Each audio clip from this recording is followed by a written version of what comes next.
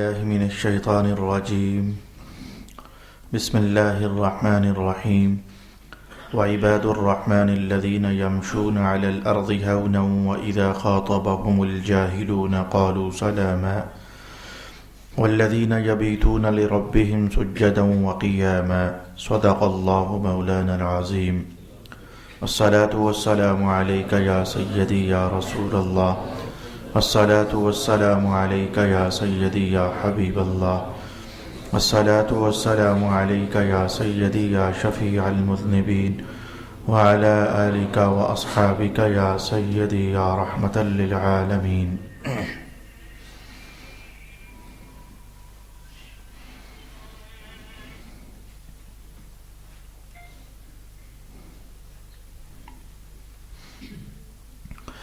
اللہ رب العالمین کے فضل سے گزشتہ نشست میں جو ہم نے سبق سماعت کیا تھا وہ یہ تھا کہ رب کائنات نے فرمایا اللہ کے بندوں کی نشانیاں کیا ہیں، رحمان کے بندوں کی علامات کیا ہیں۔ ایک بار میں نے گزشتہ نشست میں انتہائی اجمال کے ساتھ ساری کی ساری آپ کے لیے بیان کر دی تھی، اور پھر میں نے کہا تھا کہ میں ان علامات میں سے بعض ایسی ہیں کہ جن پر دو چار جملے اور کلمات مجھے بطور وضاحت کے کہنے ہیں، اگلی نشست میں بیان کروں گا۔ تو آج اگلی نشست ہے۔ میں ایسا کرنے لگا ہوں کہ ایک بار پھر گزشتہ بات کو دہرا دیتا ہوں تاکہ ایک سکیچ آپ کے ذہن میں آ جائے، پھر ان میں سے جہاں ہم نے چند باتیں سیکھنی ہوں گی سیکھنے کی کوشش کر لیں گے۔ رب کائنات نے فرمایا کہ جو رحمان کے بندے ہیں ان کی نشانیاں یہ ہیں۔ ایک تو یہ کہ وہ زمین پر بڑی آہستگی کے ساتھ چلتے ہیں، تکبر کے ساتھ نہیں چلتے۔ دوسری یہ جب وہ جاہلوں سے مخاطب ہوتے ہیں تو سلام کرتے ہیں۔ اس پر میں نے 2-4 باتیں عرض کرنی ہیں۔ تیسری نشانی یہ کہ وہ رات قیام اور سجدے میں گزار دیتے ہیں، اس پر بھی میں نے 2-3 باتیں عرض کرنی ہیں۔ چوتھی بات یہ کہ وہ دعا میں کبھی بھی اپنے آپ کو فراموش نہیں کرتے، وہ کہتے ہی رہتے ہیں کہ اے اللہ ہمیں دوزخ کے عذاب سے بچا۔ دوزخ کے عذاب سے بچنے کی دعا کرنا یہ اللہ کے خاص بندوں کی نشانی ہوتی ہے۔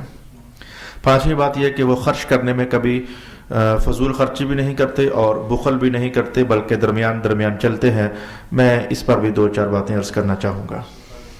اللہ کے سوا کسی اور کو رب نہیں مانتے۔ 9ویں نشانی یہ ہے کہ ناحق قتل نہیں کرتے۔ 10ویں بات یہ ہے کہ زنا نہیں کرتے۔ 2-3 باتیں عرض کرنا چاہوں گا۔ 11ویں بات یہ ہے کہ توبہ کرتے ہیں۔ 12ویں بات یہ ہے کہ ایمان والے بن کر رہتے ہیں۔ 13ویں بات یہ ہے کہ عمل صالح کرتے ہیں۔ میرے بندوں کی 14ویں نشانی یہ ہے کہ وہ کبھی بھی زور پر شہادت نہیں دیتے۔ چلے جو مشہور ترجمہ ہے کر دیتا ہوں، جھوٹی گواہی نہیں دیتے۔ تفسیریں اور بھی ہیں، یہاں چند منٹوں کے لیے رکوں گا۔ اور جب بھی کسی لغو سے گزرتے ہیں تو اپنی عزت بچا کر وقار اور آبرو مندی کے ساتھ گزر جاتے ہیں۔ 16ویں نشانی یہ ہے کہ جب ان پر اللہ کی آیات کی تلاوت کی جاتی ہے تو اندھوں بہروں کی طرح نہیں سنتے، بلکہ ایک خاص سٹائل ہوتا ہے، میں بیان کرنا چاہوں گا۔ 17ویں بات یہ ہے کہ وہ کہتے رہتے ہیں مولا ہمارے بچوں میں سے ہمیں آنکھوں کی ٹھنڈک والے بچے عطا فرما، ہماری بیویوں میں سے ہمیں وہ بیویاں دے جو ہماری آنکھوں کی ٹھنڈک بنے۔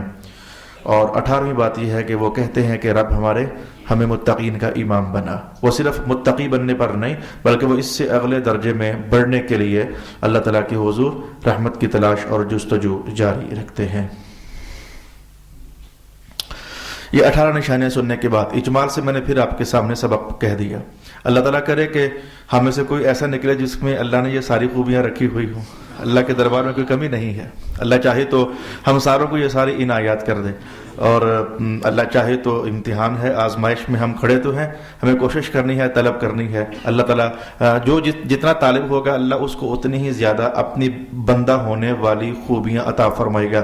یہ بات رب کائنات نے خود فرمائی، جتنا طلب کرو گے اتنا ہی عطا فرماؤں گا، جتنا طلب رکھو گے۔ لیس للانسان الا ما سعى، بندے کو وہی کچھ ملتا ہے جو جس کی وہ طلب رکھتا ہے۔ طلب نہیں تو بس اللہ کی طرف سے بھی تو کچھ چیزیں ہیں جو طلب کرو کہ نہ کرو اللہ نے دے ہی دینی ہے، وہ اور چیزیں ہیں۔ لیکن جو مذہب کے حوالے سے بات ہے کہ آخرت کی، میں اس کو حدیث کے الفاظ میں کہتا ہوں، سرکار دو عالم علیہ السلام نے فرمایا دنیا وہ ہے مانگو تو بھی ملے گی، نہ مانگو تو بھی مل ہی جائے گی۔ آخرت وہ ہے جب تک نہیں مانگو گے نہیں ملے گی، جب تک طلب نہیں کرو گے تو نہیں ملے گی۔ تو آئے ہم دیکھنا چاہتے ہیں رب کائنات نے کہ میرے بندے زمین پر آہستگی کے ساتھ چلتے ہیں۔ ایک اس کا معنی یہی ہے، تکبر سے نہیں چلتے۔ ایک اور معنی بھی ہے ہاؤنن۔ اب ذرا چونکہ میں چاہوں گا کہ اللہ کرے یہ لیسن آج کے نشست میں ختم ہو جائے اور پھر اس کے ساتھ ہی سورۃ الفرقان اختتام پذیر ہو جائے۔ اگلی نشست میں اللہ تعالیٰ کے فضل اور اس کے رحمت سے اگلی صورت کی طرف ہم بڑھنا چاہیں گے. اگلی نشست میں اگلی صورت شروع ہو ہی جائے میں اللہ کے دربار میں یہ طلب رکھتا ہوں، اور آپ کا تعاون، چند منٹوں کا تعاون ممکن ہے کہ ہمیں اس منزل پر لا کھڑا بھی کرے. تو اللہ کے بندوں کی نشانی یہ ہے کہ وہ زمین پر آہستگی سے چلتے ہیں، تکبر نہیں کرتے. یہ اس کا ایک معنی ہو گیا. ایک اور معنی بھی ہے. ہونن کا لغوی معنی ہوتا ہے ہلکا پھلکا، ہلکا پھلکا، وزن کا نہ ہونا، بوجھ کا نہ ہونا. تو ان کا جو کردار ہے وہ اوروں کے لیے بوجھ نہیں بنتا. زمین پر آہستہ چلنا اور عنوان ہے. کتنے لوگ ہیں ممکن ہے کہ وہ زمین پر بڑے آہستہ چلتے ہوں، ان کی زبان بڑی گندی ہوتی ہے، ان کی سوچ بڑی بھدی ہوتی ہے، ان کا کردار بڑا گندا ہوتا ہے، ان کی ہاتھوں سے شرارتیں ہوتی ہیں، قرضہ لے کر واپس نہیں کرتے، پیسے مار جاتے ہیں. یہ گندا اخلاق ہو گیا، یہ گندا کردار ہو گیا. بوجھ تو بن گئے اوروں پر. رب نے کہا جو میرا بندہ ہے وہ اوروں پر بوجھ ہوتا ہی نہیں ہے. اب اس میں یوں کہہ دیتا ہوں، وہ زمین پر رہتے ہیں پر بوجھل نہیں ہوتے. نہ ان کا چلنا زمین کو بوجھل کرتا ہے، نہ ان کا رہنا اوروں کو بوجھل کرتا ہے. جلدی سے میں نے کہنا ہے، آگے بڑھ جانا چاہیں گے. دیکھو میں نے پہلے کہا قرآن پاک روٹی کسی مقصد کے لیے کھائی جاتی ہے، پانی کسی مقصد کے لیے پیا جاتا ہے، قرآن بھی کسی مقصد کے لیے پڑھا جاتا ہے. تو مقصد دیکھتے رہنا نا. میں نے کہا کہ ایک تو ہے آہستہ آہستہ چلنا. آہستہ کا معنی سلو، رفتار میں سلو وہ نہیں، یعنی تکبر نہ کرنا، یہ معنی آہستگی وقار. چلو یہ ممکن ہے کہ سارے کرتے ہو گئے، لیکن یہ بھی تو دیکھو نا کہ ہمارے وجود سے کسی کو تکلیف ہے. اگر ہے تو اللہ کے بندے نہیں ہو، صاف سی بات ہے. اور اگر نہیں ہے تو اللہ کا شکر ادا کرو، واقعی اللہ کے بندے ہو. ہمارے صوفیہ اسی لیے کامیاب ہیں. انہیں کوئی ستائے تو ستا جائے، وہ کسی کو نہیں ستاتے، بدلہ تک نہیں لیتے، بلکہ چپ کر جاتے ہیں، پی جاتے ہیں، صبر کر جاتے ہیں. وہ کہتے ہیں نا بھائی ہم حضور کی اخلاق کی چادر جو ہمارے پاس پہنچی ہے ہم اسے کیوں میلا ہونے دیں. تو اللہ کے بندے پھر وہی تو اللہ کے بندے ہوتے ہیں. اگلی بات، وَإِذَا خَاطَبَهُمُ الْجَاهِلُونَ قَالُوا سَلَامًا. اللہ کے بندوں کی ایک نشانی یہ ہوتی ہے کہ جاہل لوگوں سے جب ان کا مخاطبہ ہو جائے، آمنا سامنا ہو جائے، ٹکراؤ ہو جائے تو سلام کہتے ہیں. 3 تفصیلیں بیان کروں گا. ایک تو یہ کہ وہ الجھتے ہی نہیں ہیں. اچھا میاں السلام علیکم، اور تساں ڈاڈے ہو جی السلام علیکم، سانو جان دیو، گئے، الجھتے نہیں ہیں. ایک تفسیر یہی ہے. اور ہے یہ جو 3 تفسیریں ہوتی ہیں، 4 تفسیریں ہوتی ہیں، یہ اللہ کے کلام کی وسعت ہوتی ہے کہ ایک لفظ میں کتنے کتنے مضامین چھپے ہوئے ہوتے ہیں. اب یہ ہم نہیں کہہ سکتے کہ یا یہ معنی ہے یا یہ معنی ہے یا یہ معنی ہے. راضی کہتے ہیں سارے معنی ہیں. لہذا ایک معنی تو یہ ہوا، کبھی جاہلوں سے ان کا پالا پڑ جائے تو وہ الجھتے ہیں ہی نہیں ہے. وہ جتن ہر کوئی کھیڑے ہارن کھیڑ فقیرہ، وہ اس پر عمل کرتے ہیں. وہ کہتے ہیں اچھا یار تسا ڈاڈے سی السلام علیکم، میں نے کام میں یار، وہ چلا جاتا ہے. وہ الجھتا نہیں ہے، زندگی اپنی ضائع نہیں کرتا. 10 منٹ 5 منٹ بھی الجھ کر ضائع نہیں کرتا. ایک تفسیر یہ ہو گئی. تفسیر نمبر 2 یہ ہے، وَإِذَا خَاطَبَهُمُ الْجَاهِلُونَ قَالُوا سَلَامًا. جب ان کا جاہلوں سے ٹکراؤ ہو جائے تو وہ کہتے ہیں سلامتی والی بات. یعنی جاہل کا کام ہوتا ہے گالی نکالنا، بدتمیزی کرنا، رویوں کے اندر سختی لانا، جیسے کہ رسول اللہ علیہ السلام کے معاملے میں کتنے کافروں نے کیا. لیکن نتیجے میں سرکار دو عالم علیہ السلام. اچھا یہ تفسیر نمبر 3 ہے جو میرے منہ سے حدیث کے الفاظ آ رہے تھے، میں یہاں رک کر. تفسیر نمبر 2، ایک بندہ الجھنا چاہتا ہے بلا وجہ، جاہل ہے، ان پڑھ. جاہل کے معنی ویسے ان پڑھ نہیں ہے، میں تھوڑی دیر کے بعد بتاؤں گا کیا ہوتا ہے. بلا وجہ الجھنا چاہتا ہے. کتنے لوگ آتے ہیں جنہیں لڑنے کا شوق ہوتا ہے، آپ بیل مجھے مال، وہ اس کیٹیگری کے بندے ہوتے ہیں کہ موقع بنے سے ہی ہم لڑیں جناب علی. تو جو اللہ کا بندہ ہوتا ہے وہ سلام کہتا ہے، سلامتی والی بات کہتا ہے. یعنی وہ درمیان میں کوئی ایسی بات کہہ دیتا ہے کہ جس کے بعد پھر آگے لڑائی چلتی نہیں.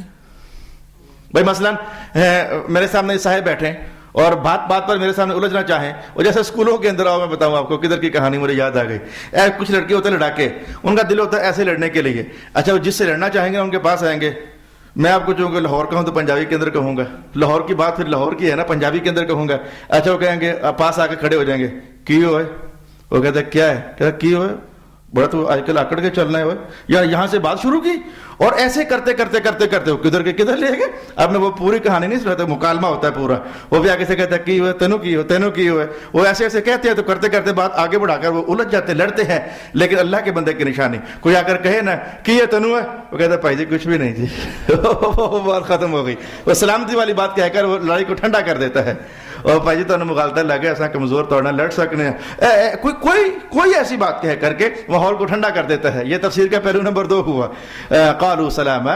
اللہ کا بندہ اپنا وقت کہاں ضائع کرتا ہے؟ ان الجھنوں میں، ان لڑائیوں میں، ان جھگڑوں میں کہاں وقت ضائع کرتا ہے؟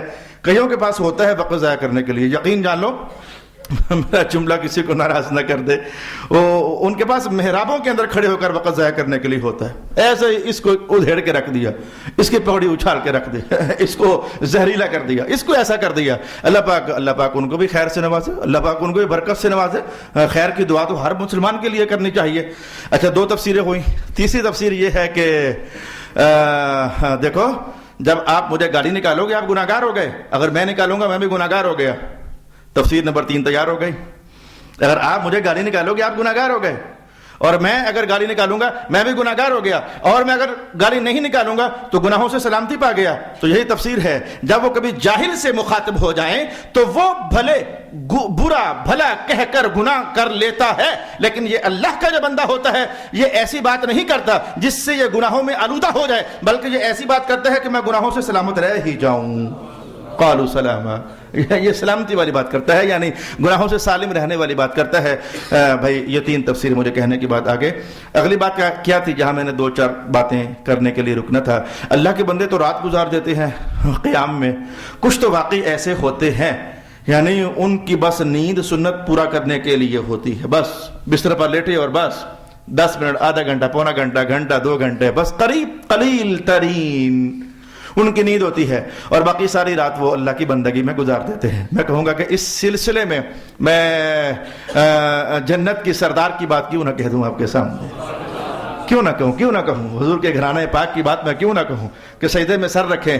اور ہم نے تو روایت کے الفاظ ایسے ہی پڑھے اور کئی علماء نے پڑھے، آپ نے بھی پڑھے کہ سجدے میں سر رکھیں. اردو سے بلال کی آواز آ رہے الصلاۃ خیر من النوم، اور سر اٹھا کر کہہ دیں مولا اتنی چھوٹی رات ہے کہ ایک سجدہ بھی پورا نہ ہو سکا. کچھ لوگ تو ہیں ایسے. اور پھر حضور کی عالم سبحان اللہ حضرت شیخ عبد القادر جیلانی رضی اللہ تعالی عنہ یہ سنت ادا کی چند منٹ سونے والی، اور اس کے بعد جو وضو کیا جس سے عشاء کی نماز ادا فرمائی وہ فجر تک وہ وضو چلتا، پھر وہ 40 سال تک وہ پھر اسی عشاء والے وضو سے نماز ادا کرتے رہے. وہ ترتیب کچھ ایسی ہوتی. مغرب پڑھی اس پر، چلو میں اس بات کو کھول دیتا ہوں. یہ ہمارے ہاں یہ اعتراض بھی چلتا ہے، میں اعتراض بھی کھول دیتا ہوں. یعنی ایک کسی صاحب نے اعتراض کر دیا، اور وہ کوئی ایک نہیں ہے پورا گروپ ہے. کسی صاحب نے اعتراض کر دیا اور آپ کہتے ہو اہل سنت حضرت سید شیخ عبد القادر جیلانی عشاء کے وضو سے فجر کی نماز پڑھ لیا کرتے تھے. 40 سال ایسا ہوا. کیا وہ سوتے نہیں تھے؟ وہ سنت کو چھوڑتے تھے؟ سونا سنت ہے، آرام کرنا سنت ہے. کیا وہ ازواج کے پاس نہیں جاتے تھے؟ یعنی اس طرح کی باتیں. اعتراض ہو گیا. ارے بھائی جس دور میں اور آپ پیدا ہوئے ہیں نا، ہمیں لگتا ہے کہ عشاء کی نماز مغرب کے 1.25 گھنٹے بعد پڑھ لینی چاہیے.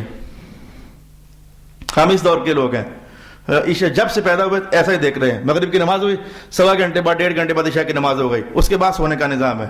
رسول اللہ علیہ الصلوۃ والسلام عشاء کی نماز کب پڑھا کرتے تھے؟ صحابہ انتظار کرتے، اور رات کو کل 3 حصوں میں ڈیوائیڈ کر لو.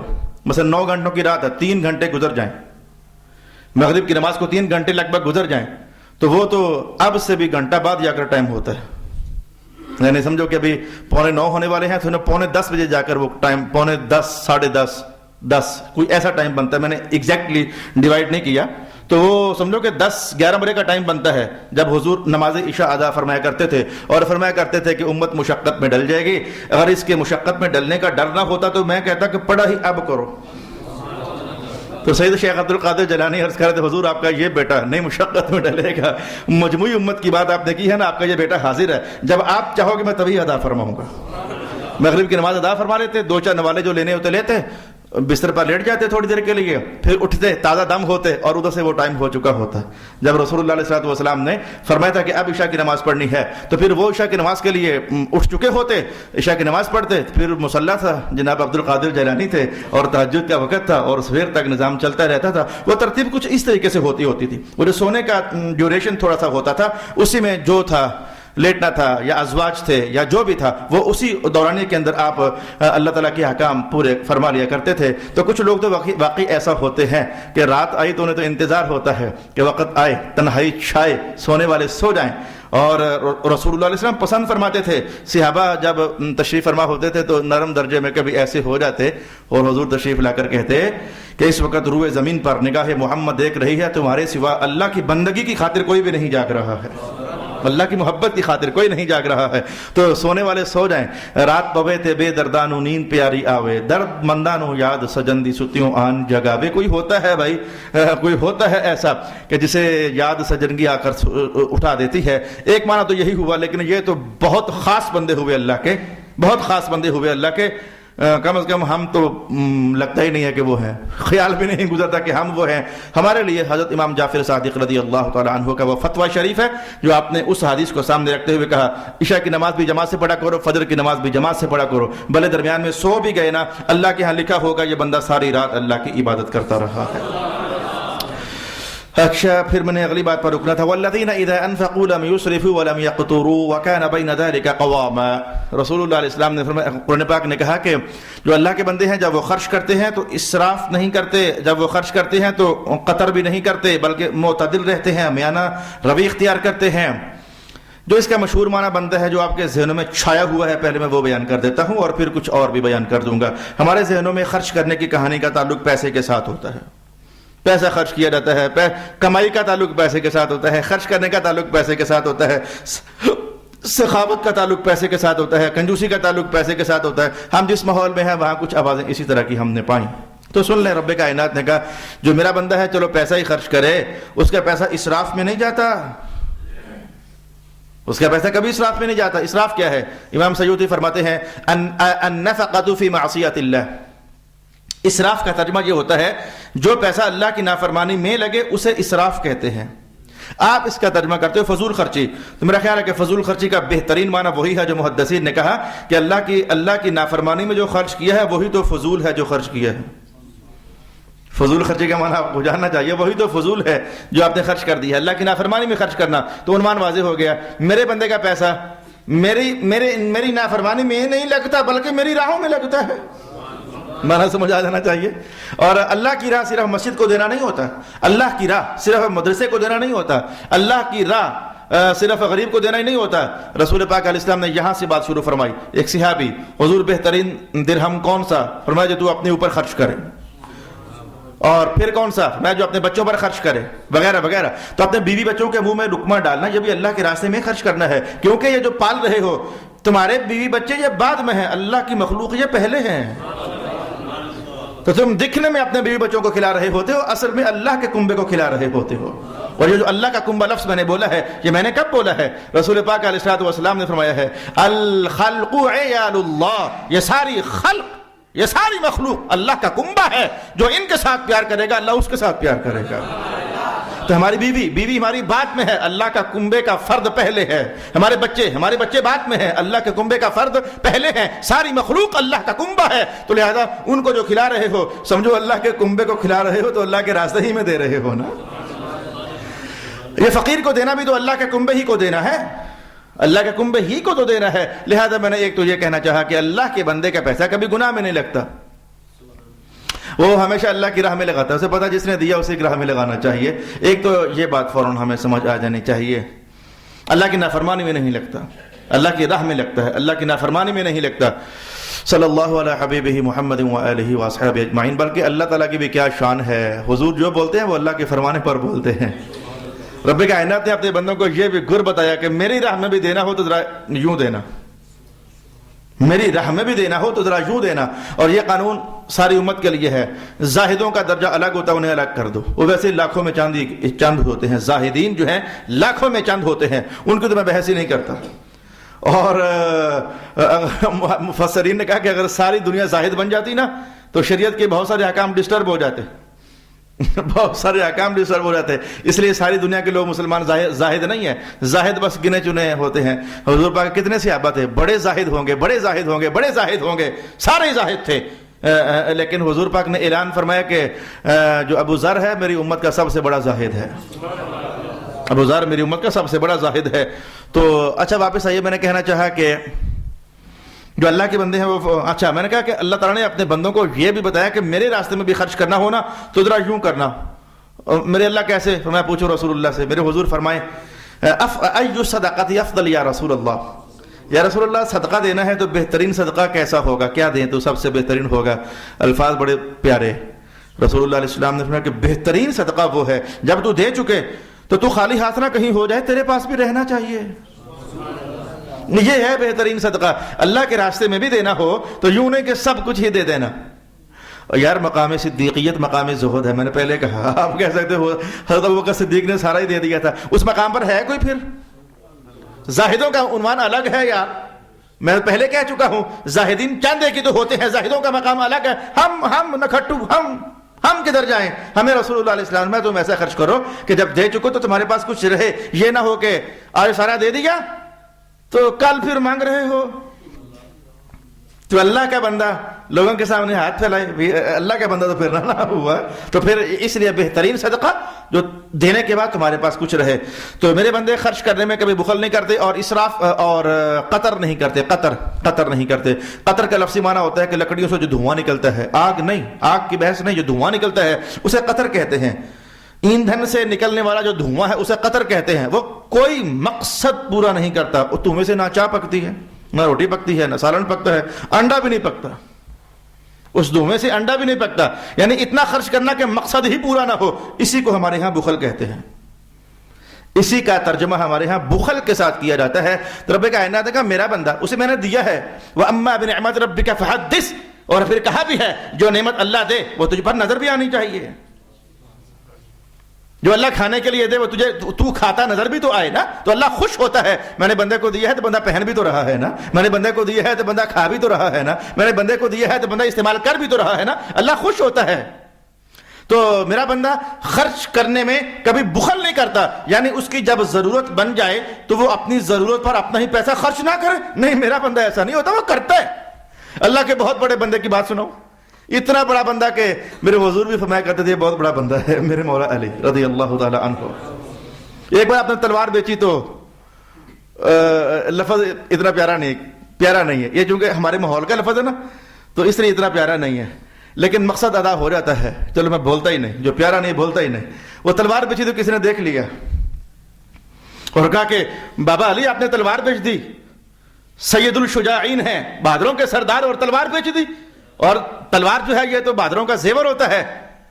آپ نے جملہ ارشاد فرمایا کہ بات یہ ہے آج میرے پیٹ کو ضرورت ہے، تو جب علی کو پیٹ کی ضرورت محسوس ہوتی ہے تو تلوار بیچ کر پیٹ کی ضرورت پورا کر لیتا ہے، اور جب کبھی دین پاک کی ضرورت ہوتی ہے تو پیٹ کاٹ کر پھر سے تلوار خرید لیتا ہوں۔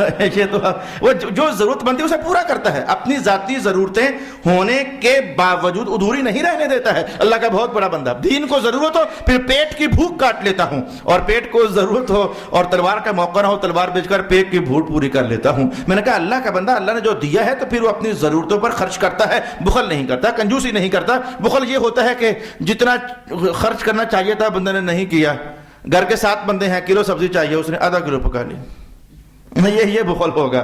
بھائی 9 بندوں کے لیے 1.5 کلو آٹا پکنا چاہیے، اس نے 1.25 کلو پکا لیا، بس ترس کر جیا، تو یہ بخل ہے۔ میرا بندہ ایسا نہیں کرتا، جتنا میں نے دیا ہوتا ہے اسی حساب سے رہتا ہے۔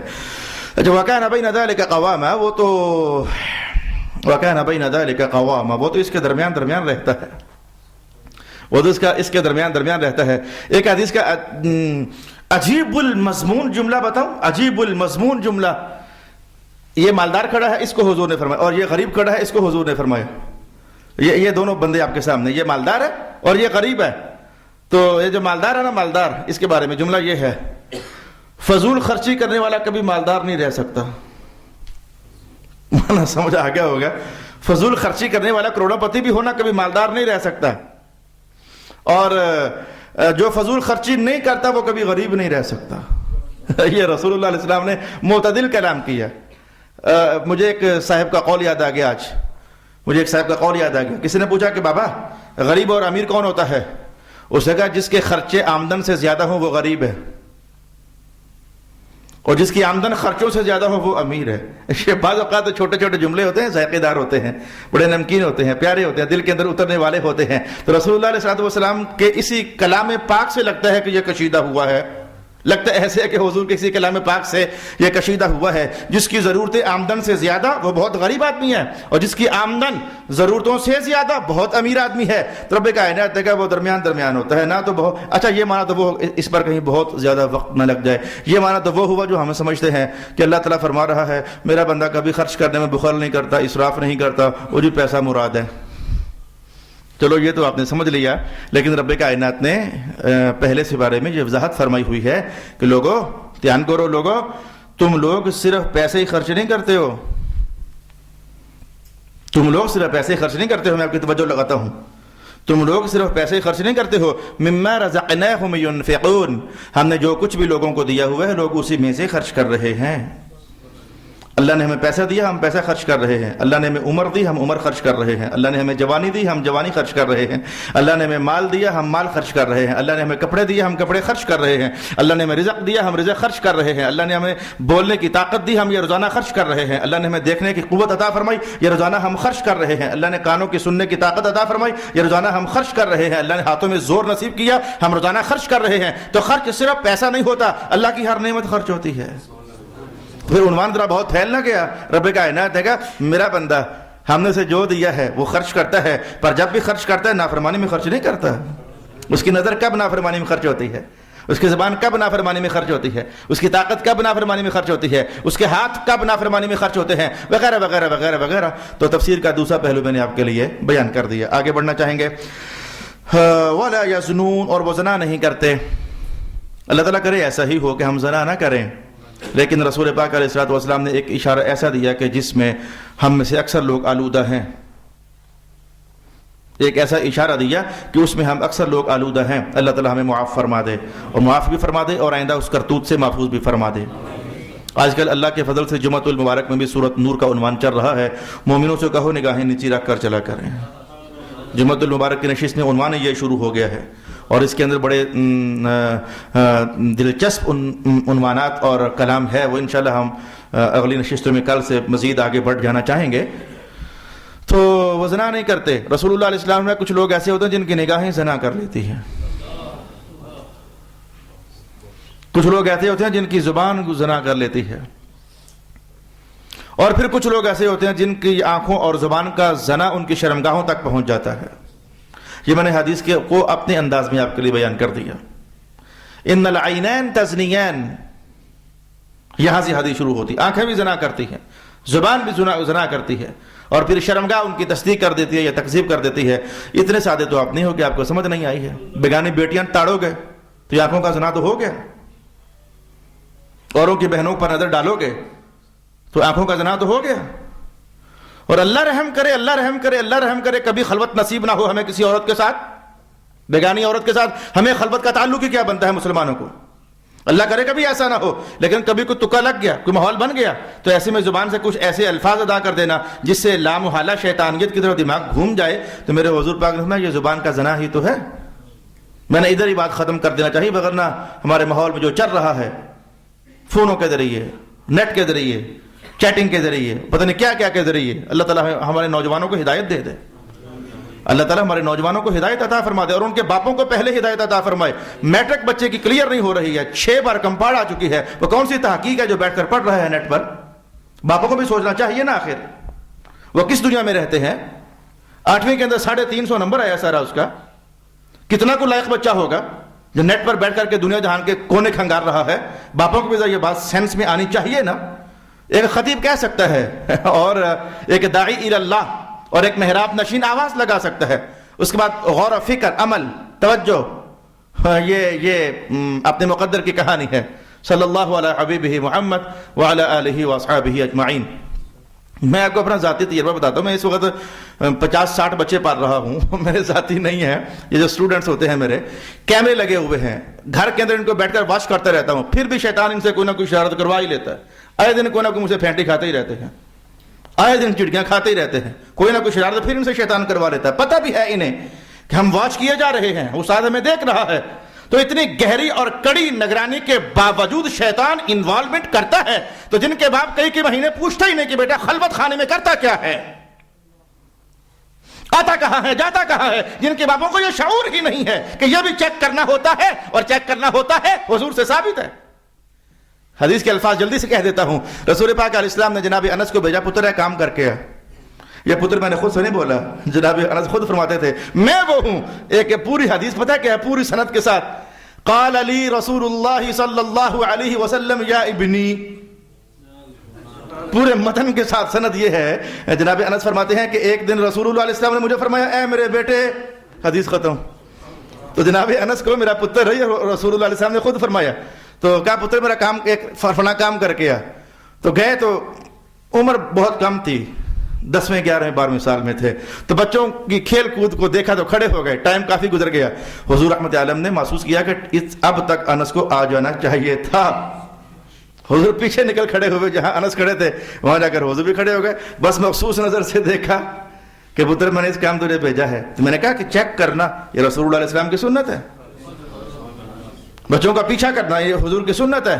میں نے پھر سے آج سے کہہ دیا، آج سے 2 سال پہلے بھی کہا تھا، جب بچوں کے 60 حقوق 80 حقوق بیان کیے تھے وہاں بھی میں نے کہا تھا، آج پھر میں نے کہہ دیا، ماؤں کی بھی ذمہ داری ہے، چیک کرے بچے کرتے کیا ہیں، کہاں ہوتے ہیں، چھت پر کیا کر رہے ہیں، 2 گھنٹے ہو گئے ہیں۔ الصلاۃ والسلام علیک یا سیدی یا رسول اللہ وعلی آلک واصحابک یا سیدی یا حبیب اللہ۔ اچھا آگے بڑھیں، 2 جملے غور سے سننا۔ رب کائنات نے کہا کہ اچھا جو قتل کرے گا پھر زنا کرے گا تو اس کو قیامت کو عذاب ملے گا، ہاں اس کو نہیں، ہاں اس کو نہیں، بولا کس کو، جس نے توبہ کی، ایمان لایا اور اچھے عمل کیے، اس کو نہیں، اس کو اللہ عذاب نہیں دے گا۔ توبہ کی، ایمان لایا اور اچھے عمل کیے۔ تو اور پھر جب یہ آیت ختم ہوئی تو اگلی آیت کے اندر پھر کیا رب کائنات نے کیا فرمایا، اور جس بندے نے توبہ کی اور اچھا عمل کیا نا، یعنی یہ بات 2 بار کہہ دی، ایک بار کہا جس نے توبہ کی اور ایمان لایا اور اچھا عمل کیا، اور پھر کہا جس نے توبہ کی اور اچھا عمل کیا نا، اللہ کی طرف اس نے توبہ کی اور اچھا عمل کیا نا، توبہ کی اچھا عمل کیا، 2 بار کہہ دیا، باقی ساری باتیں ایک بار۔ اللہ کے بندوں کی نشانیاں، کہا میرے بندے کی نشانی یہ بھی ہے توبہ کرے، ایمان لائے، اچھا عمل کرے۔ پھر اگلی آیت میں کہا میرے بندے کی نشانی ہے توبہ کرے اور اچھا عمل کرے۔ اب میں آپ کو یہ دہرائی کیا ہے، اس میں ایک خاص لطیف اشارہ ہے، خاص لطیف اشارہ ہے۔ شاید آپ کہتے ہو کہ ہمارا تو اس میں کوئی مقصد نہیں ہے، لیکن میری امانت کا مقصد ہے، وہ تو میں ادا کرنا چاہوں گا ہی، مفسرین نے بیان کیا ہے، وہ تو میں ادا کرنا چاہوں گا ہی۔ یوں کہہ لو کہ ایک بار کہا جو توبہ کرنے والے ہیں، پھر کہا جو توبہ کرنے والے ہیں، بھئی ایک بات کو 2 بار کیوں کہا، ایک بار کہنے سے مقصد پورا ہو گیا، دہرایا کیوں ہے؟ اس پر مفسرین نے کہا توبہ 2 طرح کی ہوتی ہے، اور ان دونوں طرح کی توبہ کا قرآن میں بیان ہوا ہے، اور اس کا اشارہ بھی دلیل بھی قرآن پاک میں موجود ہے۔ ایک توبہ وہ ہے جو بندہ مسلمان تھا، گناہ کرتا تھا، توبہ کی، آئندہ اچھا عمل کرتا ہے، یہ بھی توبہ ہے۔ ایک بندہ مسلمان تھا ہی نہیں، کافر تھا، تو جب وہ توبہ کرتا ہے اس کے لیے ایمان لانا ضروری ہوتا ہے، پھر اچھے عمل کرے گا۔ کافر کی توبہ اور طرح کی ہوتی ہے، پہلے ایمان لائے پھر اچھا عمل کرے۔ مومن کی توبہ اور طرح کی ہوتی ہے، بس گناہ چھوڑ دے، ایمان تیرا پہلے ہی ہے، گناہ چھوڑ دے، اچھا عمل کر۔ تو کافر کی توبہ کے اندر 3 چیزیں، توبہ، ایمان، عمل، اور مسلمان کی توبہ کے اندر 2 چیزیں، گناہوں کو چھوڑ دے اور اچھا عمل۔ تو رب کائنات نے ایک جگہ کہا کہ جو کافر بھی ہو توبہ کر لے وہ بھی میرا ہی بندہ ہے، اور ایک بار کہا مسلمان ہو چکا ہے، غلطی سے اپنے آپ کو گندا کر چکا، چل وہ بھی توبہ کر لے، وہ بھی میرا ہی بندہ ہے۔ توبہ کرنے والے کو کافر بھی ہو تو رب کائنات نے کہا جیسے میں نے کہا کافر تو ایسی توبہ کر لے تو میرا ہی بندہ ہے، اور مومن اگر تجھ سے گناہ ہو گیا تو توبہ کر لے، تو بھی میرا ہی بندہ ہے۔ مولا کافر کے لیے کیا چاہیے، میں تاب وآمن وعمل عملا صالحا، کافر بندہ توبہ کرے، ایمان لائے اور اچھا عمل کرے، یہ کافر کی توبہ کا بیان ہے۔ اور کہا گناہگار بندو تم تو مومن پہلے سے ہو، تمہیں یاد نہیں آتے ہیں، تم تو پہلے ہی مومن ہو، چلو ایسا کرو کہ تم گناہ چھوڑ دو اور آئندہ رسول اللہ کی تابعداری کرو، چلو میں تمہیں اپنا بندہ بنا لوں گا۔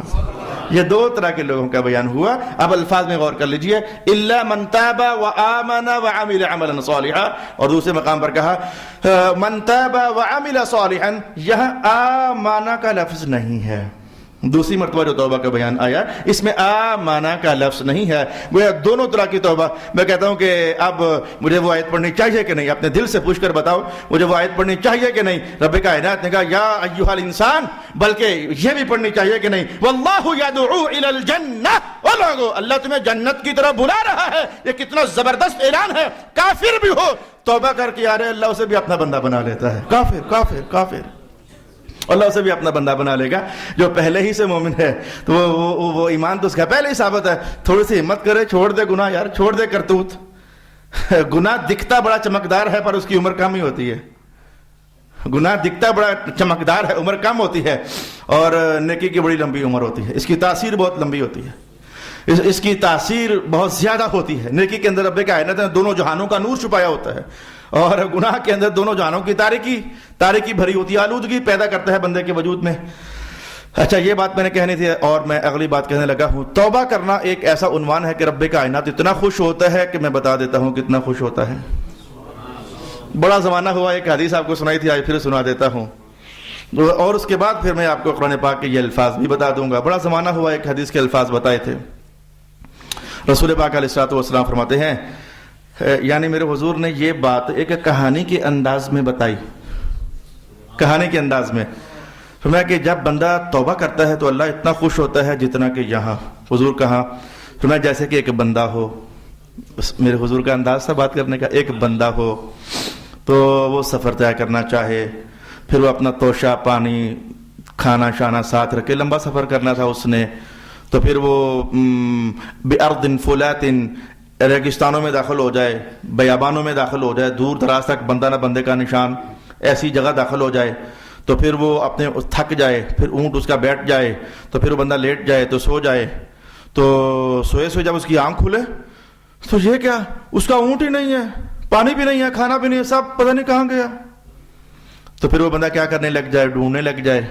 ڈھونڈتے تھک جائے, اتنا تھک جائے کہ گر جائے, اور اتنا وقت گزر چکا ہو کھائے اور پیے ہوئے, اتنا وقت گزر چکا ہو کہ اب اس کو بس موت کا انتظار ہونے لگ جائے, بس میں نے مرنا ہی ہے. سفر اتنا بڑا تھا, وہ وہاں تک پہنچ چکا تھا کہ نہ آگے جانے جوگا نہ پیچھے آنے جوگا, اتنا لمبا سفر تھا, مشکلات تھی. تو پھر اس کا کھانا بھی گیا, پانی بھی گیا, ڈھونڈتے اونٹ کو کچھ نہ ملا, تھک گیا, گر گیا, حتیٰ کہ موت کا انتظار کرنے لگ گیا. تو پھر اچانک اس کی آنکھ کھلے, اس کا اونٹ سامنے کھڑا ہو. میرے حضور نے جو کہانی فرمائی میں وہی آپ کو سنا رہا ہوں. آنکھ کھلے تو اس کا اونٹ سامنے کھڑا ہو, وہ اتنا خوش ہوتا ہے, اتنا خوش ہوتا ہے. اس نے کہنا یہ ہوتا ہے, اللہ تیرا شکر ہے, میں تیرا بندہ ہوں, تو میرا رب ہے نا. کہنا اس نے یہ ہوتا ہے, لیکن کہہ بیٹھتا ہے اللہ تیرا شکر ہے, تو میرا بندہ, میں تیرا رب ہوں. ہمارے خوشی کے الفاظ پھسل جاتے ہیں. بولا تو میرا بندہ ہے, میں تیرا رب ہوں. ہمارے خوشی کے الفاظ پھسل جاتے ہیں. اتنا خوش ہوا, میرے حضور نے کہا توبہ کرو, اللہ اس سے بھی زیادہ خوش ہوتا ہے. اللہ اس سے بھی زیادہ خوش ہوتا ہے. ایک تو میں نے یہ حدیث کہہ دینا چاہیے, توبہ ایک ایسا عمل ہے. اس لیے مجھے یاد نہیں پڑتا کہ میرے استاد گرامی حضرت علامہ پیر سید ریاض حسین شاہ صاحب دامت برکاتہم القدسیہ وزاد اللہ فی برکاتہ و کراماتہ, مجھے یاد نہیں پڑتا کہ کسی نشست کے اندر میری ملاقات ہوئی ہو تو آپ نے مجھے یہ نہ کہا ہو استغفار کرتے رہا کر, اکبر استغفار کیا کرے, پڑھا کر استغفر اللہ واتوب الیہ, استغفر اللہ واتوب الیہ. تجھے پتہ نہیں ہے کہ اللہ کے سامنے ہر وقت کہتے رہنا مولا معافی کر دے, مولا معافی کر دے. اللہ ہر ٹائم خوش رہتا ہے بندے پر, توبہ کرنے والے بندے پر اللہ خوش ہوتا ہے, وہ بندے پر اللہ خوش رہتا ہے. اور جس بندے پر اللہ خوش رہتا ہے پھر اس بندے کے بارے نعرے ہو جاتے ہیں. کہ ایک تو میں نے یہ کہنا چاہا. اب میں قرآن پاک کے الفاظ بتاؤں, اللہ کتنا خوش ہوتا ہے توبہ کرنے پر, اس لیے پڑھتے رہا کرو. سرکار دو عالم علیہ الصلوۃ والسلام, میں کہتا ہوں کہ تفسیر کی 7 تفسیریں آپ کو پہلے بتائی, آج 8ویں بتا دیتا ہوں آپ کو. اور یہ بات پھر کہتا ہوں, یہ بات میں پھر کہوں گا. یہ جو حضور فرماتے ہیں کہ میں دن میں 70 بار کرتا ہوں استغفر اللہ استغفر اللہ استغفر اللہ استغفر اللہ, پھر کہا اب میں نے 100 بار کر دیا ہوا ہے, اب میں 100 بار کہتا ہوں دن میں استغفر اللہ واتوب الیہ استغفر اللہ استغفر اللہ. کسی نے ایسے بے وقوف نے کہہ دیا کہ نبی گناہ کرتے ہیں اس لیے توبہ کرتے ہیں. نہیں, 7 تفسیریں پہلے بیان کر چکا ہوں, آج 8ویں کہہ دیتا ہوں. 8ویں تفسیر یہ ہے, توبہ کرو. حضور نے خود فرمایا توبہ کرو, میرا اللہ راضی بڑا ہوتا ہے. حضور آپ, میں تو 100 بار کرتا ہوں, اللہ کو 100 بار راضی کر دیتا ہوں. حضور کا توبہ فرمانا اللہ کو راضی کرنے کے لیے ہوتا تھا, اپنے گناہوں کی معافی کے لیے نہیں ہوتا تھا. حضور کے کیا گناہ ہوں گے, نعوذ باللہ العزیز. حضور کا توبہ فرمانا یہ ایک 8ویں تفسیر یہ ہے, اور یہ میں نے کہیں پڑھی نہیں ہے, اچانک حدیث پاک بتائی ہے, اس سے جملہ ذہن میں آگے ہے, میں نے آپ کے سامنے بول دی ہے. اور انشاءاللہ اہل علم کے پاس ترازو میں رکھی جائے تو غلط نہیں ہوگی. حضور کا استغفار کرنا اللہ کو راضی کرنے کے لیے ہوتا تھا. پھر حضور نے خود فرمایا جو ہے کہ استغفار کرنے سے اللہ راضی ہوتا ہے, اتنا راضی جتنا یہ تھا اس سے بھی زیادہ راضی. تو حضور کا استغفار اللہ کو کتنا راضی کرتا ہوگا. اور یار یوں سمجھ لو, ایک گناہگار بندہ اللہ سے بھاگا ہوا وہ کہے مولا مجھے معاف کر, تو اللہ اتنا خوش ہو جائے. اللہ کے دروازے سے بھاگا ہوا کہ مولا مجھے معاف کر دے، اللہ پھر بھی اتنا خوش ہو جائے، بندہ واپس آ گیا، اتنا خوش ہو جائے، اور جو ہمیشہ رہتا ہی اللہ کے دروازے پر ہے وہ کہے مولا معاف کر، اللہ کتنا خوش ہوتا ہوگا۔ یہ تو کبھی گیا ہی نہیں، پھر معافی مانگ رہا ہے، یہ میرا بندہ میرے دروازے سے کہیں گیا ہی نہیں کبھی، پھر معافی مانگ رہا ہے۔ اور سرکار دو عالم علیہ الصلوۃ والسلام حضور کی کیا پوچھتے ہو، یہ تو میں نے امتیوں کی کہانی کہی۔ اچھا تو رب کائنات نے کہا جو توبہ کرے گا تو میں اتنا خوش ہوتا ہوں، کیا کر دیتا ہوں؟ مولا بتا دے کیا کر دیتا ہو، کیا کر دیتے ہو؟ اب میں کہنے لگا ہوں، جان بوجھ کے میں نے سٹاپ لگایا ہوا تھا، فل سٹاپ کیا ہوا تھا تاکہ آپ کی توجہ حاضر ہو جائے، اور آپ کو بتاؤں جو توبہ کرنے والا ہوتا ہے اللہ اس کی جولی میں ڈالتا کیا ہے؟ سن لو پھر یار، میں بولنے لگا ہوں فَأُولَئِكَ يُبَدِّلُ اللَّهُ سَيِّئَاتِهِمْ حَسَنَاتٍ، جو اللہ کی بارگاہ میں توبہ کرتا رہتا ہے، اگر اسے کوئی چھوٹے موٹے گناہ ہو بھی جائے نا، اللہ اس کے گناہوں کو نیکیوں میں تبدیل فرما دیتا ہے۔ آپ کو معنی نہیں سمجھ نہیں ہے، یہ دیکھو یہ ہے گلاب کی پتی ہے تو اسے موتیا بنا دینا، بدلا ہی دینا ہے، شے وہی حقیقت ہی تبدیل کر دینا۔ بندے نے کیا گناہ ہے لیکن وہ توبہ کرنے والا ہے، توبہ کرتا رہنے والا ہے، میں یوں کہوں گا وہ توبہ کرتا رہنے والا ہے، اللہ اتنا خوش ہوتا ہے، اور بندیا کیا تو نے گناہ ہے، یہ میرا کرم ہے، تیرے گناہ کو میں نیکی بنا رہا ہوں۔ سنو الفاظ، فَأُولَئِكَ، یہ لوگ ہیں، یہ يُبَدِّلُ اللَّهُ، بدل دیتا ہے اللہ، سیئاتہم، ان کے گناہوں کو، حسنات، نیکیوں کے ساتھ۔ ایک تفسیر یہ ہے، اور یہ خود رسول اللہ علیہ السلام نے بیان بھی فرمائی ہے، میں حدیث کے الفاظ کہہ دیتا ہوں، میرے پاس وقت کی گنجائش نکلتی ہے، ایک تفسیر اور بھی ہے وہ بھی آپ سے کہہ دیتا ہوں۔ اچھا، اس میں جو میں نے معنی بیان کر دیا یہ خود سرکار دو عالم علیہ السلام نے بیان فرمایا۔ ایک دن حضور پاک جب مسکرائے تو صحابہ نے پوچھا حضور مسکرانے کی وجہ کیا ہے؟ بات تو ہوئی نہیں۔ ہاں ہوئی ہے، بات ہوئی ہے، میں نے اللہ کو دیکھا وہ اپنی شان سے مسکرا رہا تھا۔ تو حضور پھر اللہ کیوں مسکرا رہا تھا؟ اللہ اس لیے تھا کہ وہ ایک بندہ تھا، ایک سے مراد کہ مثال ایک کی کہی جاتی ہے، ہوتے سارے اس طرح کے ہیں، اس طرح کے جتنے بھی ہوتے ہیں نا وہ سارے ہی ہوتے ہیں۔ تو اس کے گناہوں کو اللہ کے دربار میں جب پیش کیا گیا تو رب کائنات نے کہا بڑے گناہوں کے ایک پاسے کر لو، چھوٹے سامنے لاؤ۔ بڑے ایک پاسے کر لیے گئے، چھوٹے سامنے لائے۔ چھوٹوں کے بارے میں پوچھا جا رہا تھا، تو نے یہ کیا ہے، ہونا کیا، یہ کیا ہے، ہونا کیا، جی یہ بھی کیا ہے، ہونا کیا ہے، یہ والا یہ بھی کیا، سارے چھوٹے چھوٹے چھوٹے چھوٹے صغیرہ گناہ صغیرہ پوچھے جا رہے تھے، اور بندہ اندر اندر خوف رکھ رہا تھا ابھی کبیرہ تو باقی پڑے ہوئے ہیں، بڑے گناہ کیا بنے گا جو چھوٹے چھوٹے گناہ ہو رہے ہیں سامنے۔ تو اللہ تعالیٰ اپنے فضل کا اظہار کرے گا، عدل نہیں، یہ عدل نہیں، یہ فضل ہے جو میں کہنے والا ہوں، یہ فضل ہے۔ تو اللہ اپنے فضل کا اظہار کرے گا اور فرمائے گا فرشتوں اس نے جتنے چھوٹے گناہ میں نے گنوا دیے ہیں اور یہ سارا کچھ ہو گیا ہے، ہر گناہ کے بدلے میں اس کو ایک نیکی دے دو۔ تو جب فرشتے دے دیں گے تو وہ بندہ جو تھوڑی دیر پہلے ڈر رہا تھا چھوٹے گناہوں کا بھی حساب ہو رہا ہے، بڑے تو بھی پیچھے پڑے ہوئے ہیں، اللہ خیر کیا بنے گا، وہ ایک دم سے کہتا مولا میں نے بڑے بھی کیے ہوئے ہیں وہ کہتا مولا میں نے بڑے بھی کیے ہوئے ہیں۔ اگر معاملہ آج ایسے ہی تو میرے ساتھ کرنا چاہتا ہے کہ گناہوں کے بدلے میں نیکی ہی دینا چاہتا ہے تو صرف چھوٹے ہی نہیں، مولا میں نے بڑے بھی کیے ہوئے ہیں، انہیں بھی سامنے کر دے تو ان کے بدلے میں بھی کرم عطا فرما دے۔ تو یہ معنی خود رسول اللہ علیہ السلام نے بیان فرمایا۔ اچھا، تفسیر نمبر 2 کیا ہے؟ رب کائنات نے کہا توبہ کرنا ایسا عنوان ہے کہ اللہ گناہوں کو بدل کر نیکیاں کر دیتا ہے۔ مانا کیا ہے؟ جو بندہ کل تک گناہوں کا خوگر ہوتا ہے اللہ ایسا بدلاؤ لاتا ہے کہ وہ نیکیوں کا خوگر ہو جاتا ہے۔ آج آپ ایسے محسوس کر رہے ہوگے، ایک ایک جملے کے اندر تیزی کے ساتھ تفسیریں بیان کرتا چلا جا رہا ہوں تاکہ ہمارا لیسن آج کمپلیٹ ہو ہی جائے۔ تو یہ 2 تفسیریں میں نے کہہ دیں کہ کئیوں کے ساتھ ایسا ہوتا ہوگا کہ اللہ ان کے گناہوں ہی کو بدل کر نیکیوں میں تبدیل کر دیتا ہوگا، اور کئیوں کے ساتھ ایسا ہوتا ہوگا کہ اللہ تعالیٰ ان کی گناہوں کی عادت کو بدل کر نیکیوں والی عادت میں تبدیل فرما دیتا ہوگا۔ دونوں عنوانات باہر کے قرآن حکیم سے ہیں۔ وہ پہلی جو کہانی تھی وہ فضل تھا، اور جو دوسری کہانی ہے یہ بھی فضل ہی ہے۔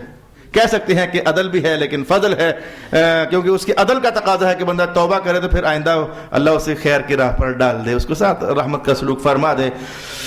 فَإِنَّ وَالَّذِينَ لَا يَشْهَدُونَ زُورَ، ہاں جی سنیے، اللہ کے بندوں کی 14ویں نشانی پر میں نے 2 جملے بولنے ہیں۔ وَالَّذِينَ لَا يَشْهَدُونَ زُورَ، میرے بندے زور کی شہادت نہیں دیتے۔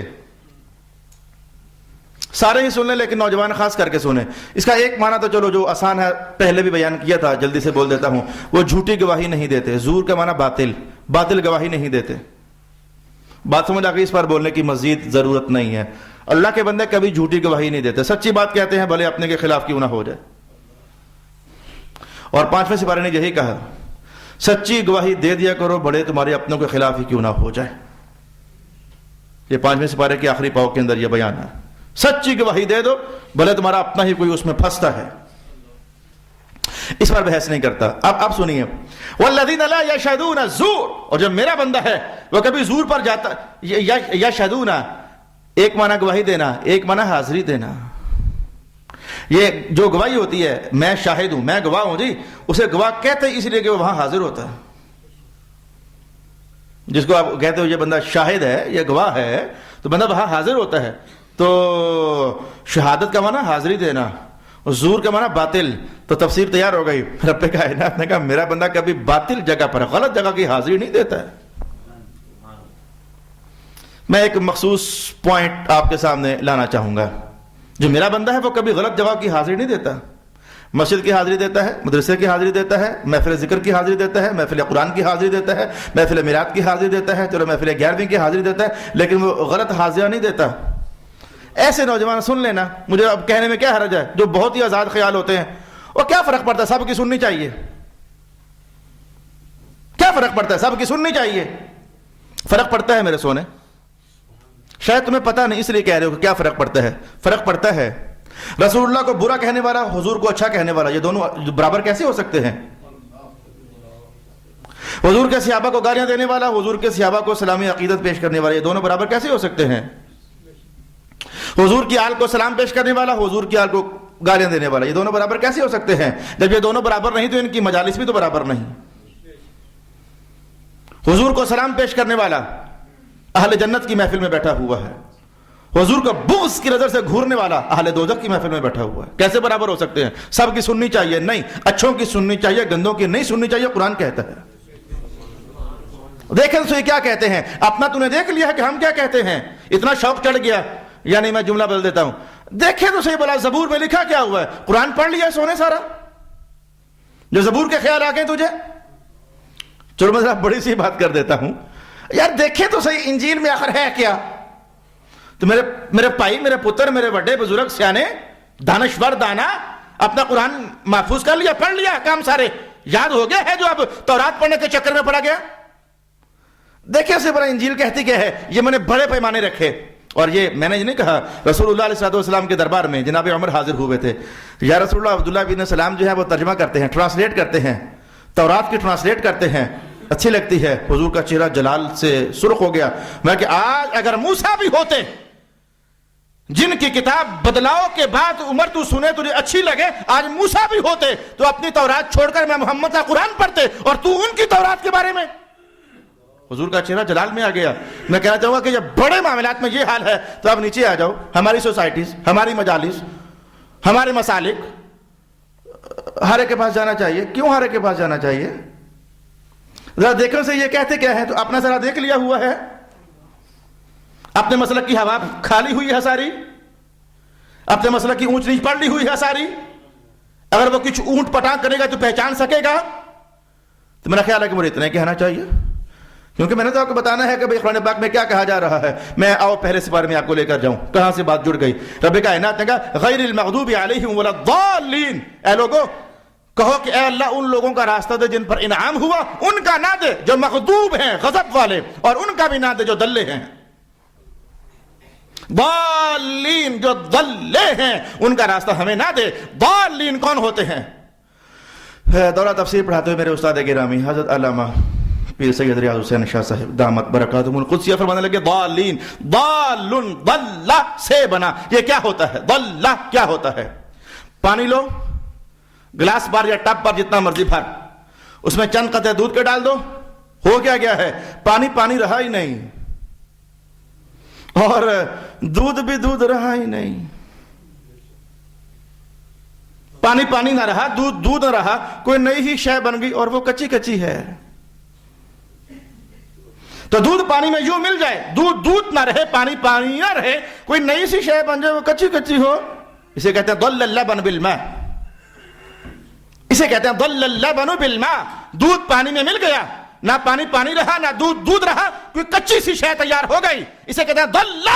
رب کائنات نے کہا ایسے لوگوں کی تابعداری کرنے سے اپنے آپ کو کھینچو جو ضلے ہیں, جن کے ہاں نہ پانی کی حقیقت نہ دودھ کی حقیقت, کچے کچے ہیں. ادھر گئے تو ادھر, ادھر گئے تو ادھر.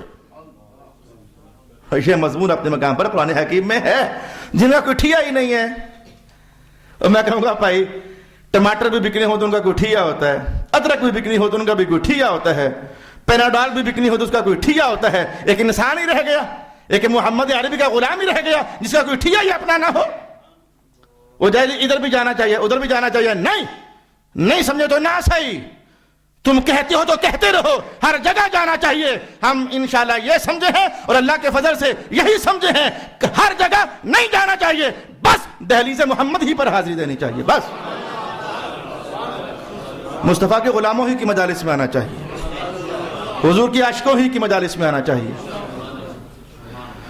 रब कायनात ने इरशाद में, चूँकि हमारा मसलक मोहब्बत है, हमारा मसलक अमन है, हम लड़ो मार दो जिला दो घेर दो ये तकरीरें हमारा उन्वान नहीं है। जितना कुरान कहे उतना कहना हमारा हक़ मज़हब है, हक़ मनसबी है। मैंने कह दिया जाते हो जहाँ जाओ, लेकिन एक दिन मैं कह दूंगा आपको, जुमला जाते थे कह देने वाला हूँ, एक दिन ऐसा आएगा तुम्हें मेरे रसूल बड़े याद आएंगे, फिर बड़े याद आएंगे, लेकिन उस वक़्त कुछ हो नहीं सका होगा। एक दिन फिर तुम्हें रसूलुल्लाह बड़े याद आएंगे, लेकिन फिर कुछ हो नहीं सकता होगा।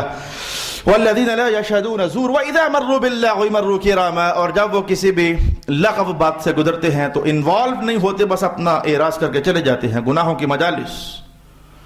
अच्छा, मैं नौजवानों को एक और इशारा दूं, मैं ये तो इशारा हो गया मजहबियात के हवाले से। रब कायनात ने कहा जो मेरा बंदा है वो बातिल जगह की हाजिरी नहीं देता।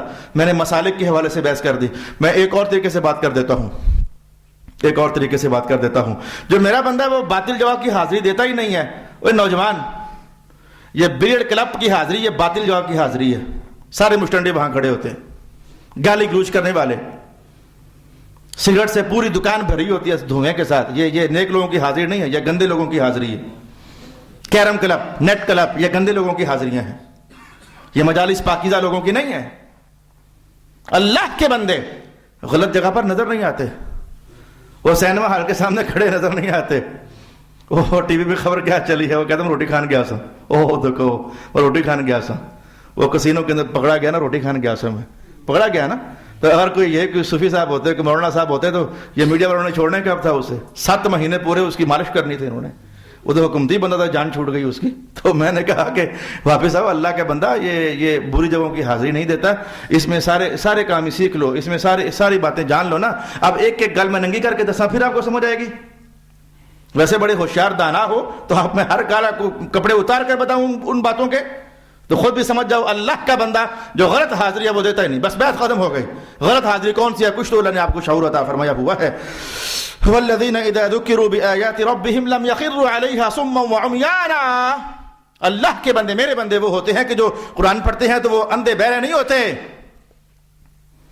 बल्कि उनके दिल लर्जा पर अंदाम हो जाते हैं, उनकी आंखें बह जाती हैं, उनके दिल खौफ महसूस करते हैं, उनके दिल अल्लाह की हाजिरी से वो डरते हैं कि अल्लाह के हुजूर जाना किस मुंह से है।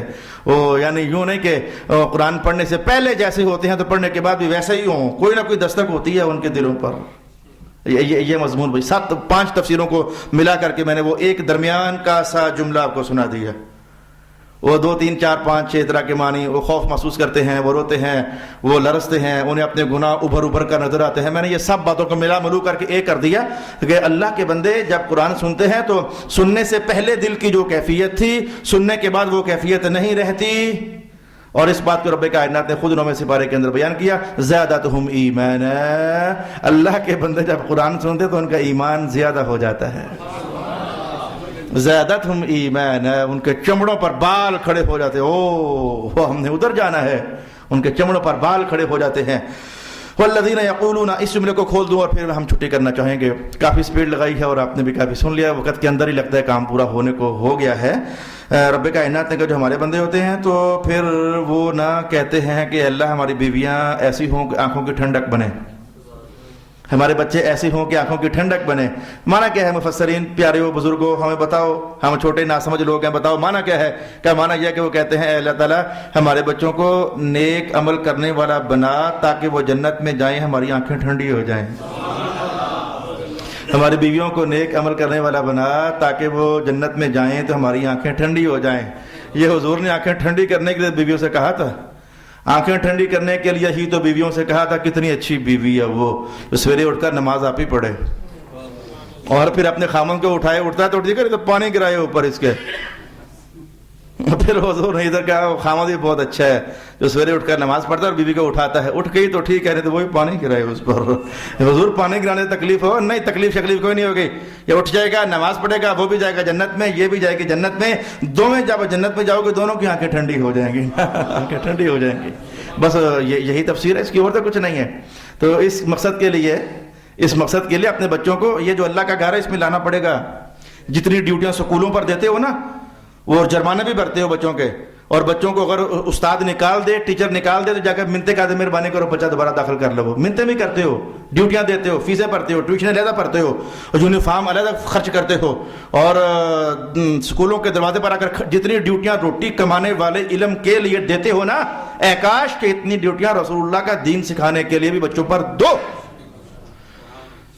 سپارہ پڑھتا ہے بچہ, استاد نے نکال دیا, اور چل ٹھیک ہے کسی اور کو پڑھا لے. یہ نہیں, پتہ کرو استاد جی ہوا کیا ہے. میں آئندہ بچے کو سمجھاؤں گا, غلطی ہو گئی اسے, یہ پڑھے گا, سپارہ پڑھاؤ اسے, قرآن پاک پڑھے. یہ نہیں کہ بس ٹھیک ہے چلو بڑا ہوئے گا پڑھ لے گا. یہ تمہاری بے وقوفیاں بول رہا ہوں, بے وقوفیاں تمہاری. بڑا ہوئے گا پڑھ لے گا. جب پڑھنے کی عمر تھی تب تو پڑھ نہیں سکا, بڑا ہو کے کھے پڑھ لے گا. نماز چلو بچہ ہے, نہیں کوئی بچہ نہیں. پھر حضور نے بچے ہی کو تو سکھانے کا حکم دیا تھا. 10 سال کا ہوتا پھر مارنا شروع کرنا. 7 سال کا بچہ ہی ہوتا ہے نا, اگر تمہارا 18 سال کا بچہ ہی ہوتا ہے. بڑی سے بڑی غلطی کر لے, تھانے پڑا, بچہ ہے جی چھوڑو, کیا ہے, تھانے چلا گیا ہے, 22 سال کی عمر ہو گئی ہے. ابا بول رہا ہوتا ہے بچہ, بچوں سے ایسا ہو ہی جاتا ہے, اوے ابا یہ بچہ ہے. اگر جب 7 سال کا تھا تب حضور کی بات مانی ہوتی تو نوبت یہ نہ آتی. بعد میں پچھتاتے ہو, بعد میں روتے ہو, لیکن اس وقت رونے کا کیا فائدہ. آپ پچھتائے کیا ہوت جب چڑیاں چگ گئیں کھیت. اللہ تعالیٰ آپ کو برکت عطا فرمائے. میں بات کو سمیٹنے لگا ہوں تو فرمایا کہ وہ صرف کہتے نہیں بلکہ کوشش کرتے ہیں کہ ہماری بیویاں, آنکھوں کی ٹھنڈک, سویرے بیویوں کو اٹھایا کرو. استاد تو کہیں یہ تو نہیں کہہ رہا کہ سویرے خود بھی اٹھا کرو, بیویوں کو اٹھانے کا کہہ رہا ہے نا, نہیں خود بھی اٹھا کرو. مشکل باتیں نہ کہا کر استاد, بیویوں کو اٹھانے تک تو چلو بات کو سمجھ آتی ہے کہ وہ ٹائم پیس اسی کے سرانے کے نیچے رکھو. یہ جو چھاتو خود اٹھنے کی بات کرتا ہے یہ ذرا مشکل کہانی کہتا ہے. تو بیویوں کو اٹھایا کرو, سویرے سویرے گھر میں قرآن کھلنے چاہیے. یہ اللہ کی رحمت والا گھر ہے, فرشتوں کے آنے جانے والا گھر ہے. کہتے ہو علامہ صاحب ہمارے گھر چلو, ہمارا علامہ صاحب ہمارے گھر, میرے جانے سے کیا ہونا ہے, سویرے قرآن پڑھو, اللہ کے فرشتے تمہارے گھر رہیں گے, میرے جانے سے کیا ہو جانا ہے. اولئک یجزون الغرفۃ بما صبروا, یہ جو آپ نے سنا ہے یہ بڑے صبر کا مظاہرہ کیا ہے, اس میں کوئی شک نہیں. تو نمازیں پڑھنا بھی بڑے صبر کے ساتھ ہی ہوتا ہے, دل شل کوئی نہیں کرتا. گرمیوں کے روزے پھر آ رہے ہیں قریب, یہ بڑے صبر کے ساتھ رکھنے پڑتے ہیں, دل نہیں کرتا. خون پسینے کی کمائی 5 لاکھ روپے کا حج ہو گیا تو کس کا دل کرتا ہے 5 لاکھ روپے ان کو دے دو ایک دم سے حکومت والوں کو, اور 1.5 لاکھ روپیہ وہاں جا کر خرچ کرو. 6.5 لاکھ روپیہ کس کا دل کرتا ہے, اور 1.5 مہینہ دکان بھی بند رکھو, کس کا دل کرتا ہے. بڑے صبر کی کہانی ہے. مذہب کا ہر عمل صبر کے ساتھ. بڑا دل کرتا ہے شراب پینے کو, پر صبر کر کے بیٹھ گیا. بڑا دل کرتا ہے عورتوں کے پیچھے بھاگنے کو, پر صبر کر کے بیٹھ گیا. بڑا دل کرتا ہے گناہ کرنے کو, پر صبر کر کے بیٹھ گیا. مذہب سارے کا نام صبر ہے. رب کائنات نے کہا پھر ہم ان کو اونچے اونچے محالے دیں گے کیونکہ یہ صبر بڑا کیا کرتے تھے. اولئک یجزون الغرفہ, ان کو ہم بطور جزا غرفے دیں گے. اور غرفے ہوتے ہیں وہ ڈبل سٹوری, ٹرپل سٹوری, وہ پتہ نہیں کہاں کہاں کہاں کہاں. جنت کے اونچے اونچے محل دیں گے. بما صبروا ویلقون فیہا تحیۃ وسلاما, اور ان کو پھر جنت میں سلام ملے گا. سلام قول نمبر 1, یہ آپس میں سلام کریں گے, السلام علیکم السلام علیکم, ایسا ہوگا جنت میں, ایسا ہے. دوسرا قول, فرشتے آتے جاتے کہیں گے السلام علیکم السلام علیکم. دوسرا قول, اور یاسین نے کہا سلام قولا من رب الرحیم, ان کا رب بھی کہے گا میرے بندے تو ہی پر سلامتی ہو جائے. جنت میں اللہ فرشتے آپس میں یہ سلامتی سلامتی سلامتی سلامتی سلامتی. وَيُلَقَّوْنَ فِيهَا تَحِيَّةً وَسَلَامًا. ایک تفسیر یہ ہے, اس کی دوسری تفسیر بھی ہے, اور بلکہ چوتھی تفسیر, 3 تو ہو گئی. بندوں کا آپس میں سلام مراد ہے, فرشتوں کا سلام اہل جنت کو مراد ہے, اللہ کا سلام بندوں کو یہ مراد ہے. 3 تفسیریں ہوئیں اور چوتھی بھی ہے. جیسے کہ میں نے شروع میں کہا تھا وَإِذَا خَاطَبَهُمُ الْجَاهِلُونَ قَالُوا سَلَامًا سلامتی سلامتی سلام سلامتی. رب کائنات کا جنت میں جائیں گے اونچے اونچے محلات دیں گے تو وہاں یہ نہیں ہوگا کہ یہ پیسے کہاں سے لے کر ایسے اونچا محل بنا لیا. وہاں یہ بات نہیں ہونی. جنت میں یہ بات نہیں ہونی. یہ بات کوئی کہے کسی کے خلاف اس کا دل دکھ جائے ایسا نہیں ہونا. وہاں یلقون فیہا سلاما, کسی کے دل میں یہ بات آنی ہی نہیں تاکہ کسی کا دوسرے کا دل دکھے, کیونکہ وہ جگہ سلامتی والی جگہ ہے. تحیۃ و سلاما, جس کے پاس جو کچھ بھی ہے اتنا خوش ہوگا, دوسرے کو جو کچھ اس کے پاس ہے اسی میں اتنا خوش ہوگا, کسی دوسرے کے دیکھنے کی فرصت ہی نہیں ہوگی. یہ سلام یعنی سلامتی ہوگی, ان کو سلامتیاں ملیں گی. سلام ملے گا یہ تفسیر ہوئی, سلامتیاں ملیں گی یہ تفسیر ہوئی. اسی لیے جنت میں بھوک نہیں ہے.